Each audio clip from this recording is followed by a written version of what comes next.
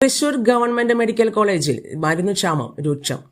പാരസിറ്റമോളും രക്തസമ്മർദ്ദം, പ്രമേഹം, gas trouble തുടങ്ങിയ അസുഖങ്ങൾക്കുള്ള ചുരുങ്ങിയ മരുന്നുകൾ മാത്രമാണ് അവശേഷിക്കുന്നത്.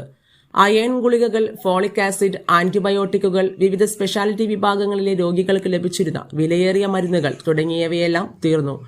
കാർഡിയോളജി, യൂറോളജി, ന്യൂറോളജി, വാതരോഗം എന്നീ സ്പെഷ്യാലിറ്റി വിഭാഗങ്ങളിലെ മരുന്നുകളും തീർന്ന നിലയിലാണ്.